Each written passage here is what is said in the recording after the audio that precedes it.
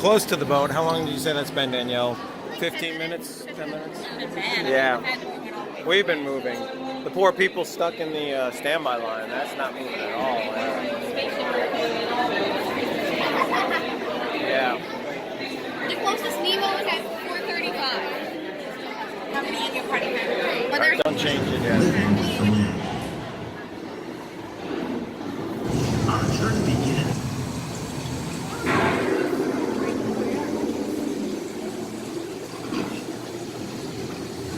Beneath the surface of the land, roots trap water from the flowing mud, extracting precious nutrients and minerals. These elements, when combined with sunlight, create the diverse living systems of our planet.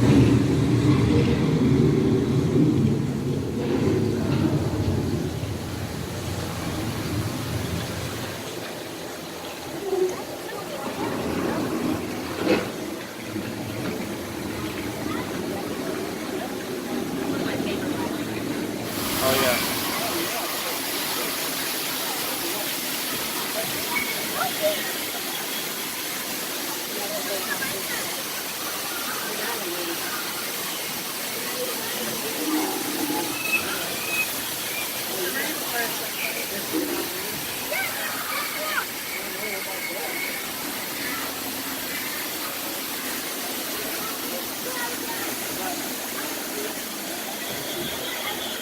In the desert, nature has created a very different, no less beautiful living system. And while this arid landscape may seem lifeless, it's very much alive. The plants and animals that have learned to survive in these harsh conditions make use of what little water they can find and avoid the scorching rays of the relentless sun.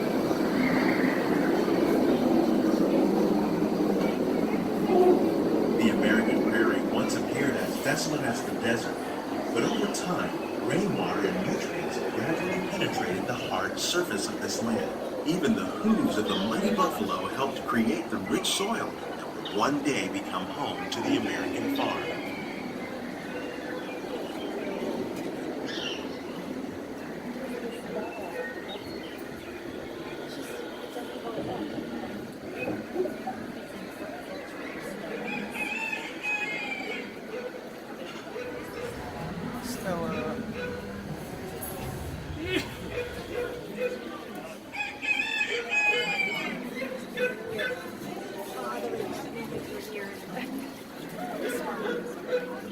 Of all the forces at work on 82. the land, It's the year Epcot humans have opened. had one of the most profound There's the effects. restaurant. The growing world led to the enormous use and sometimes overuse of the land. In our That's the dog search for coming. more efficient ways to grow food, we often fail to realize the impact of our methods.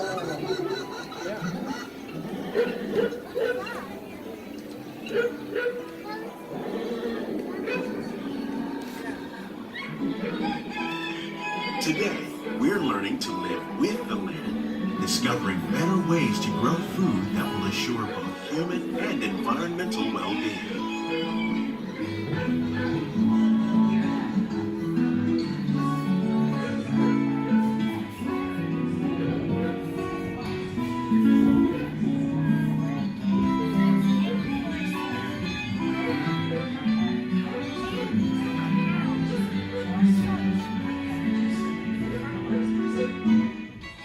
In farmlands across America, we're learning that by plowing under vegetation containing natural fertilizers, we can enrich the soil without the use of chemicals.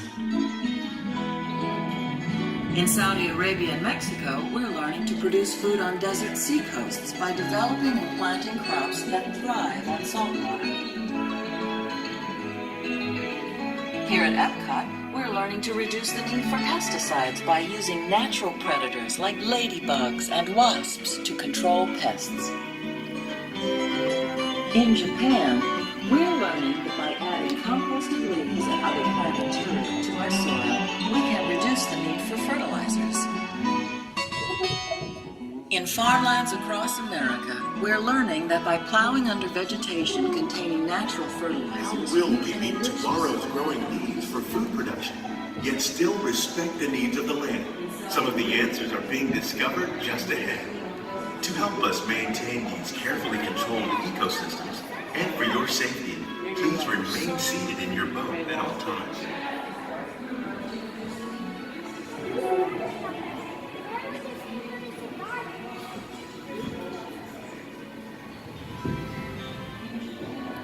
Remember we came here at night overlooking? Oh yeah, well we usually just do it at night. That's when it sounds like shocking. Who thought it'd be sunny in a greenhouse? Welcome to our living laboratory, where scientists from Epcot and the U.S. Department of Agriculture are exploring innovative ways to produce bountiful harvests now and into the future. Ooh, pineapple. The tropics are home to the greatest diversity of plants on the planet. Many of these, like papaya, Cute. bananas, cacao, coffee, and rice, are well known around the world. Edible flowers. These are just a few of the edible plants that have been an important source of nutrition for people living in the tropics. Many are rich in vitamins and minerals, while others are well adapted to growing in less than ideal conditions. Some, like the water lily, thrive in wet, swampy areas and waterways.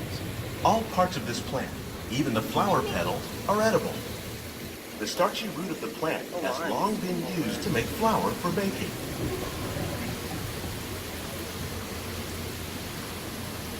One day, many of these lesser-known tropical plants may be as important as the bananas growing on both sides of the boat. That's cool. More than 28 million tons of bananas are eaten annually, making it the most popular fruit in the world. That is a big leaf. I wonder what kind of tree that is. Oh yeah, look at the bananas. Cacao for chocolate. Wow. That's like you could thatch your house ceiling with that. Traveler's palm, there's a traveler's palm tree. That giant. When we mention farming, you probably don't think of fish.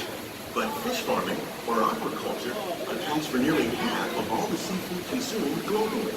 Tilapia, bass, and catfish, like the ones you see here, are three of the more popular crops raised by fish farmers. Tilapia. The sustainable system we're using here recycles the water in the tanks. As a result, we're able to save millions of gallons each year. Our small fish farm produces nearly 5,000 pounds of fish each year to serve in restaurants around Walt Disney World. Innovations like this one can play an important role in our efforts to produce bountiful harvests and still protect natural resources.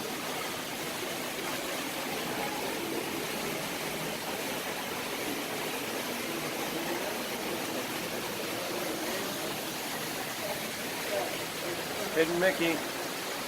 Can y'all see the Hidden Mickey? Oh, that's Hidden Minnie. Got a bow. There's a Hidden Mickey.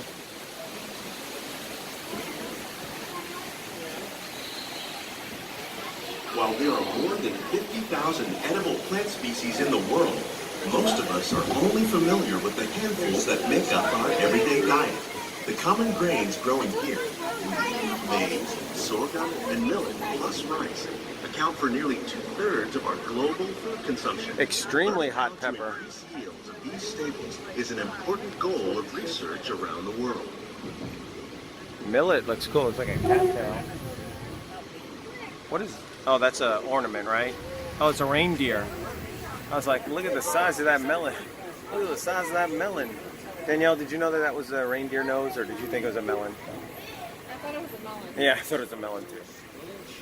These plants are definitely on their way up. Innovative growing techniques like these increase yields while more efficiently using resources like water, fertilizer, and pesticides. Another innovation at work here is our integrated pest management program.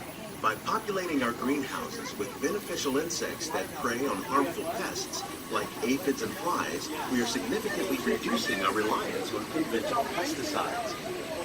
Winter We're melon. growing these crops using our nutrient film system.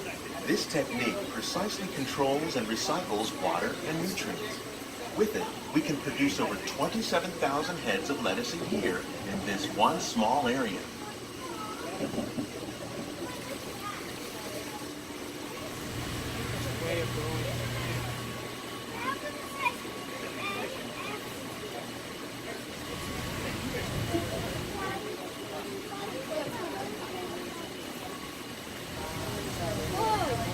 Here, it says Epcot. Some of our best ideas Oh, it does say have been Epcot? inspired by nature.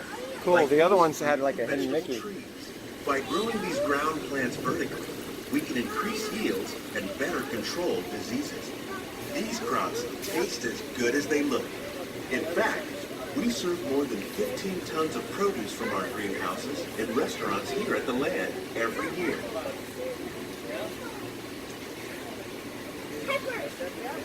Ah! No, it doesn't say hot peppers. It just says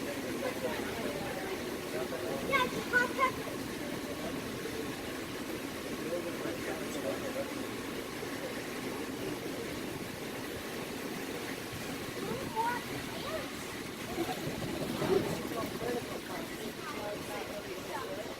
The future of agriculture may include innovative ideas like this vertical growing system.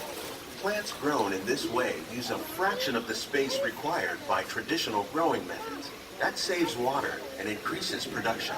The aquaponics system on your left combines hydroponics with aquaculture. The fish provide a natural source of fertilizer for the plants, and the plants help keep the water clean for the fish. It's another great way to produce more while using less.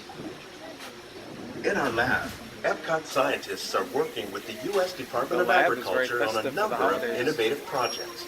The goal of Monty, these efforts Dolores, is to Les, and produce higher Cecile yielding really got and it better together. quality plants.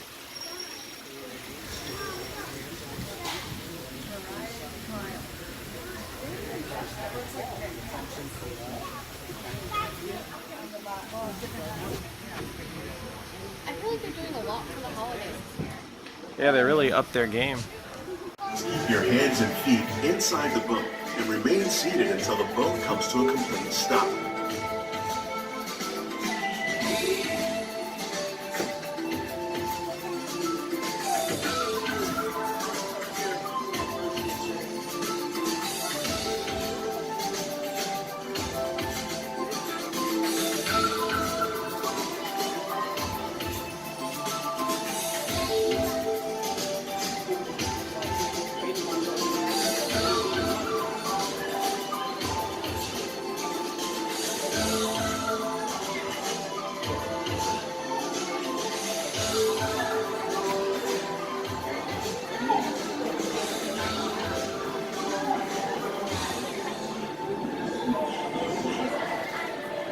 Well, family, what'd you think of Living with the Land? It's good as usual. Danielle? Amazing. So is that a wrap from the Living with the Land? That's a wrap for the holiday version of Living with the Land. That's a wrap. It was a little more festively decorated. Yeah, it was nice.